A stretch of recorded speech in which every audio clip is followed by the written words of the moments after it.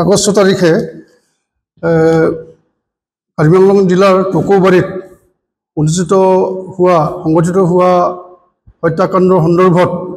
আজি আমি সৰু তিৱা ছাত্ৰ সন্থাৰ এটা কেন্দ্ৰীয় সমিতিৰ সজাতি দলে কাৰ্বি আংলং সাহিত্য পৰিষদৰ মুখ্য কাৰ্যবাহী সদস্য তুলিৰাম নংহাং ডাঙৰীয়াক আমি সাক্ষাৎ কৰিছোঁ আৰু লগতে ডিচি মহোদয়া আৰু এছপি মহোদয়কো আমি আজি সাক্ষাৎ কৰি পেলাই এই তদন্ত প্ৰক্ৰিয়া সম্পৰ্কে আমি আজি বুজ ল'বলৈ আহিছিলোঁ আৰু ইতিমধ্যে আমি এটা স্মাৰকপত্ৰ তেখেতসকলক আমি মানে প্ৰদান কৰিছোঁ তাত আমি উল্লেখ কৰিছোঁ যে এই তদন্ত প্ৰক্ৰিয়াটো তল পৰি গৈছে নেকি কিয় আগবঢ়া নাই কোনো ধৰণৰ মানে মন্তব্য আমি প্ৰশাসনৰ তৰফৰ পৰা পোৱা নাই এতিয়া তেওঁলোকে ক'লে যে তদন্ত চলি আছে তদন্ত প্ৰক্ৰিয়া অব্যাহত আছে কিছুমান এই তদন্ত প্ৰক্ৰিয়াৰ অসুবিধা হোৱাৰ ভয়তেই বা অসুবিধা হোৱাৰ সম্ভাৱনা দেখিয়ে আমি কথাবিলাক ডিছক্ল'জ কৰা নাই কিন্তু তদন্ত চলিছে আৰু আমি 1-1.5 মাহ বা 2 মাহৰ ভিতৰত এই তদন্ত প্ৰক্ৰিয়াটো সম্পূৰ্ণ কৰিম বুলি তেওঁলোকে আমাক কথা দিছে বিশেষকৈ এছপি মহোদয়ে আমাক কথা দিছে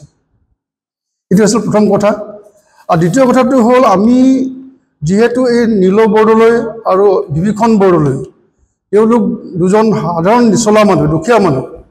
তেওঁলোকে আছে ব্ৰেড আৰ্নাৰ পৰিয়ালটোৰ আৰু তেওঁলোক দুজন আজি অকস্মাতে মৃত্যু হোৱাৰ পিছত পৰিয়ালটোৰ অৱস্থা একেবাৰে বেয়া হৈছে গতিকে পৰিয়ালটোৰ এই দুটা পৰিয়াল যাতে মানে তেওঁলোকে চৰকাৰৰ তৰফৰ পৰা কিছু সাহায্য পায় সেই সন্দৰ্ভতো আমি আজি মানে মুখ্য কাৰ্যবাহী সদস্য ডাঙৰীয়াক আমি অনুৰোধ জনাইছোঁ আৰু ডিচি মহোদয়কো আমি জনাইছোঁ যে এই সাহায্য দিয়াৰ কাৰণে আমি 10 লাখ টকাকৈ বিচাৰিছোঁ তেওঁলোকে 10 লাখ টকাৰ কথা কি দিব নিদিব কোৱা নাই কিন্তু কৈছে যে আমি প্ৰক্ৰিয়াটো আমি আৰম্ভ কৰিছোঁ আমি কৰিম আৰু তেওঁলোকে যাতে সাহায্য পায় তাৰ কাৰণে প্ৰচেছটো আমি ডিচি অফিচৰ পৰাই আৰম্ভ কৰিম বুলি তেওঁলোকে আমাক কথা দিছে গতিকে আমি আজি তেখেতসকলক সাক্ষাৎ কৰি পেলাই এটা কথা অনুভৱ কৰিছোঁ আমি এই কথাটো আপোনালোকক সংবাদ মাধ্যমৰ জৰিয়তে ক'ব বিচাৰিছোঁ যে যোনেই নহওক কালপিত যিসকলে এই হত্যাকাণ্ডৰ লগত জড়িত তেওঁলোক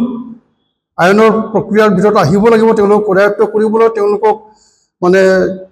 যথাবিহিত ব্যৱস্থা মানে যিটো গ্ৰহণ কৰি তেওঁলোকক শাস্তি দিয়াৰ ব্যৱস্থা কৰিব লাগিব এই কথাটো আমি তেওঁলোকক জনাইছোঁ আৰু দ্বিতীয় কথাটো হ'ল এই ক্ষেত্ৰত যদি তেওঁলোকে হেমাহি কৰে তেতিয়াহ'লে কিন্তু আমি সদৌ তিৱা ছাত্ৰ সন্থাই হাত সাৱটি বহি নাথাকোঁ আৰু আমাৰ তিৱা মানুহৰ ওপৰত তেনেধৰণৰ অত্যাচাৰ তেনেধৰণৰ আক্ৰমণ কৰাটো আমি কোনো পধ্যেই গ্ৰহণ কৰিব নোৱাৰোঁ সহজভাৱে ল'ব নোৱাৰোঁ আৰু এই সংক্ৰান্তত আমি ডিজিপি ডাঙৰীয়াকো ইতিমধ্যে জনাইছোঁ যে তদন্ত প্ৰক্ৰিয়াটো কি কাৰণত লেহেমীয়া হৈছে